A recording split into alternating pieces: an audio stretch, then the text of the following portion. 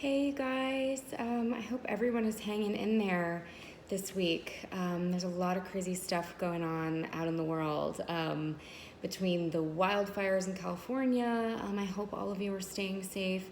I am actually doing this transmission from New Orleans where we are under a little bit of a hurricane watch. Luckily it's gone a little west of here, but I'm sending out all of the very best vibes to everybody in the Gulf Coast that's getting hit by it, and of course sending all my love out to California. My heart is there, and of course there's a lot going on in the background with the shooting of Jacob Blake, and of course set against the batshit scene of the RNC that's currently going on. So 2020, it's just the year that keeps on giving, but I wanted to just check in today with a little singing tip. I actually had a different idea today. I do this thing with some of my students, either in our lessons. I also do posts on Instagram about this, but it's kind of this idea of vocal tarot, meaning that I will pull either an actual tarot card from one of my decks, or as I like to refer to my creativity tarot, the Oblique Strategies deck.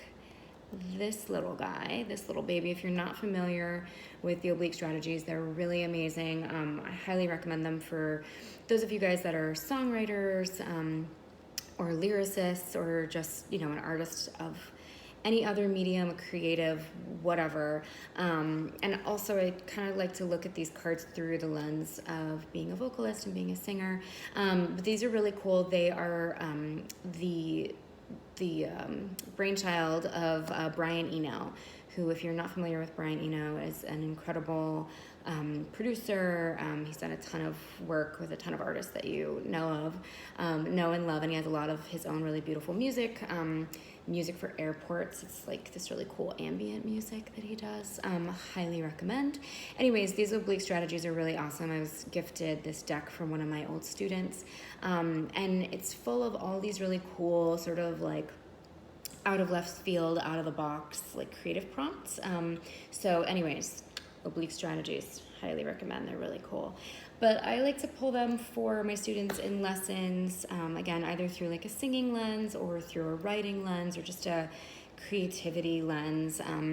It's no secret that I find a lot of spiritual meaning through the voice and through singing and through creativity, and I think that there's so much about the voice that is so personal, that's really attached to our own kind of relationship with self, and through our journey through that, exploring the positive and sunny and beautiful aspects of that, and also the more shadow aspects. So anyways, today for my vocal tip of the week, or my creativity tip of the week, or whatever meditation you want to take it as, I decided to pull a card, and I'm just going to kind of read it to you guys and riff on it. So the card that I pulled today from the Oblique Strategies deck is Honor Thy Error as a Hidden Intention, which I absolutely loved. I will hold this up for you to read.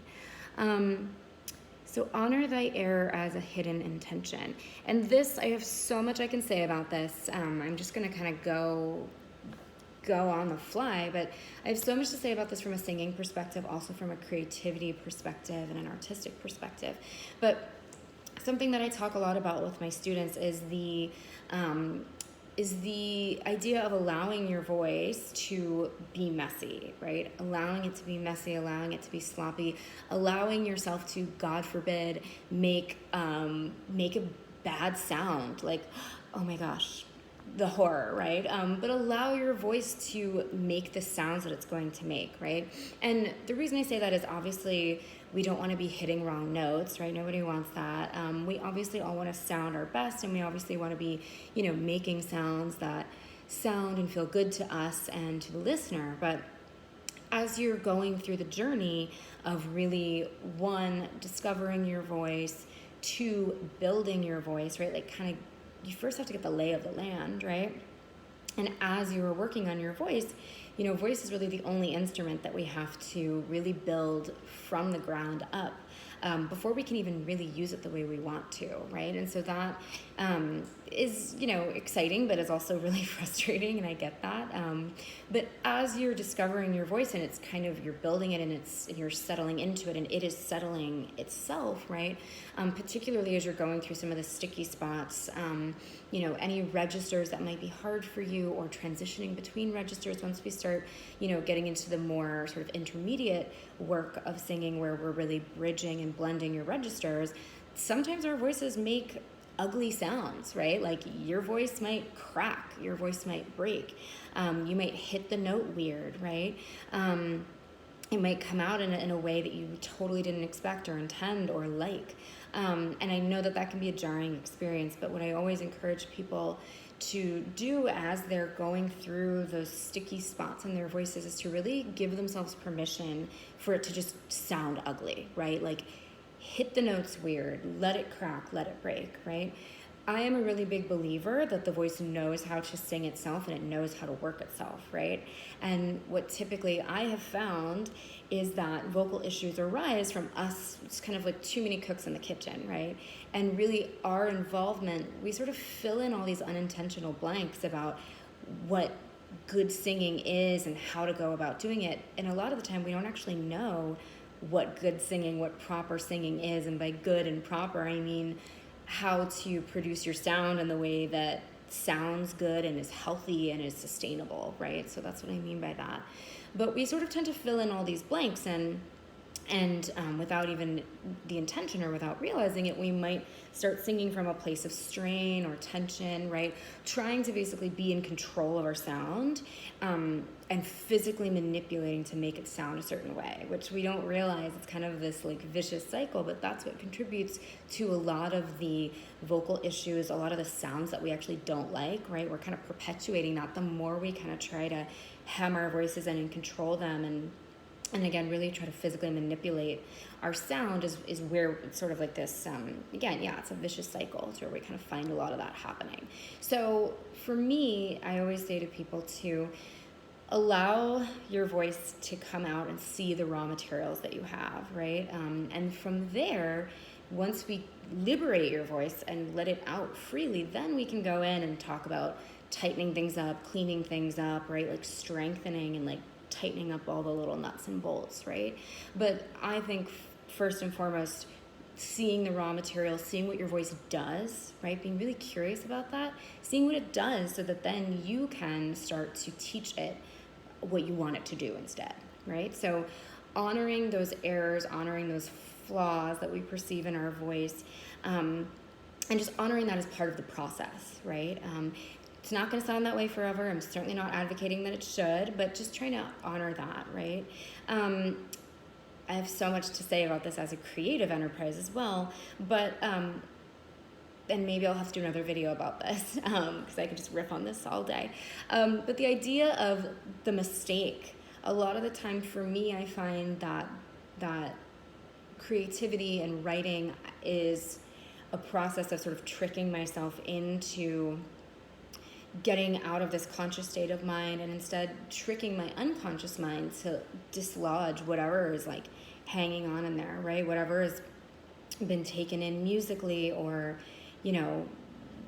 just all the rest of whatever I consume art-wise, and allowing that a chance to dislodge and come out, right? And sometimes those things might seem like a mistake, or it might seem like a totally weird idea or set of words or weird melody, and a lot of the time our initial reaction when something kind of shocks us or surprises us is to sort of recoil, right? But maybe you can go with that, right? And just see, like, maybe your subconscious mind has some really cool shit in there that it's trying to get out. And so maybe what would happen if you just kind of followed that, right? And if it wasn't exactly what you intended to do or wasn't the sound you intended to make, maybe try to like give it a little time and follow it, right? So again, those are my thoughts on this one today. I'll hold it up for you again. Honor thy error as a hidden intention. I always try to keep these videos to around 10 minutes because I don't know if you want to hear me talk for longer than 10 minutes. I certainly can, but I always try to keep them around 10 minutes. So I'm going to end here today, but I would love for you to just meditate on this over the next week, whether it's through a vocal lens, whether it's through a creativity lens, whether it's just through the lens of, I don't know, being a human in the world right now, which is a completely crazy thing to be at the moment, it turns out. I am wishing you all health and safety and just like as much sanity as you can muster right now. Sending a lot of love out to California and all of my loves there, and Big Basin and all these places that are really special to me. And also, let's light a candle for the Gulf Coast tonight. All right, so good to see you all through the interwebs. See you soon. Bye-bye.